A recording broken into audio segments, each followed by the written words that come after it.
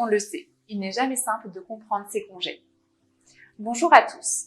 Dans cette vidéo, je vais vous expliquer comment se calculent vos congés. Le tableau récapitulatif de vos congés se situe en bas de votre bulletin de salaire. Dans tous les cas de présentation, il vous permettra de comprendre, par période N et N-1, le détail de vos congés acquis, pris ou restants. Les compteurs indiqueront toujours les congés acquis ou dus, les congés pris, les congés restants, le reste ou le solde de congés. Le calcul est simple. Acquis moins pris égale restant.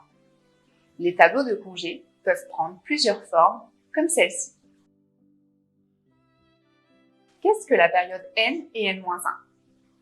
Une période s'écoule en général du 1er juin au 31 mai de l'année suivante, hors accord d'entreprise ou secteur d'activité spécifique.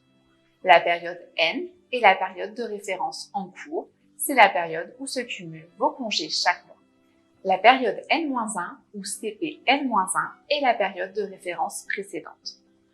C'est la période pendant laquelle vous avez cumulé vos congés payés et que vous décomptez en priorité. Par exemple, si nous sommes le 1er décembre 2023, la période précédente N-1 s'étend du 1er juin 2022 au 31 mai 2023. Quelle différence entre N et N-1?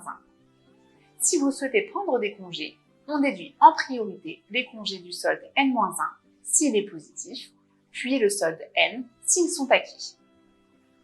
Les congés doivent être soldés avant la fin de la période de référence, sinon ils seront perdus et non reportés. Cela signifie qu'il faut veiller à ce que vos soldes en N-1 soient à zéro.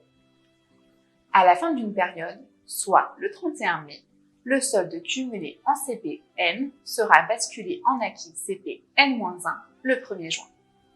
Ce sera le solde que vous pourrez dorénavant utiliser en priorité. Combien de jours de congés par mois sont cumulés? Un salarié a droit à 5 semaines de congés par an. Le nombre de congés acquis par mois dépend de la méthode de calcul qu'applique votre entreprise. Soit c'est une base de 30 en jours ouvrables, soit une base de 25 en jours ouvrés. Vous cumulez autant de jours à temps plein ou temps partiel. Selon les conventions collectives, il est possible d'acquérir des jours supplémentaires comme les congés d'ancienneté par exemple. Si votre entreprise raisonne en jours ouvrés, soit les jours travaillés dans l'entreprise, généralement du lundi au vendredi, alors une semaine correspond à 5 jours, soit 2,08 jours de congés acquis par mois, donc 2,08 x 12 égale 24,96, arrondi à 25 jours. Si elle raisonne en jours ouvrables, c'est-à-dire tous les jours de la semaine hors repos hebdomadaire ou jours fériés, alors une semaine correspond à 6 jours, soit 2,5 jours de congés acquis par mois, donc 2,5 x 12 égale 30 jours. C'est une méthode plus facile pour compter les congés acquis car tous les 2 mois, vous aurez 5 jours de congés. Alors que sur une base 25, c'est 4,16 jours, ce qui peut paraître étrange. Attention, le samedi est compté comme jour ouvrable, mais pas comme un jour ouvré. Comment sont décomptés les congés ouvrables? La règle, quelle que soit la méthode, c'est du premier jour d'absence jusqu'à la veille de reprise et quel que soit le type de contrat de travail, temps plein ou temps partiel. Si vous posez une semaine de congé complète en jour ouvrable, du lundi au dimanche, on doit décompter le samedi. Si vous prenez des congés du jeudi avec une reprise le lundi, il faudra également décompter le samedi. Donc la pause se fera du jeudi au samedi inclus. Par exemple, vous travaillez 5 jours à temps plein, du lundi au vendredi et vous êtes en jour ouvrable. Si vous souhaitez prendre du lundi au vendredi, il faudra poser 6 jours, dont le samedi. Si vous souhaitez prendre du mardi au vendredi, il faudra poser 5 jours, dont le samedi. Si vous souhaitez prendre du lundi au jeudi, il faudra poser alors 4 jours. Un autre exemple.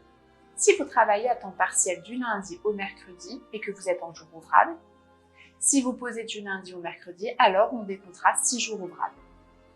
Si vous posez du mardi au mercredi, alors on décomptera 5 jours ouvrables. Si vous posez du lundi au mardi, alors on décomptera 2 jours ouvrables. Les 5 points clés à retenir.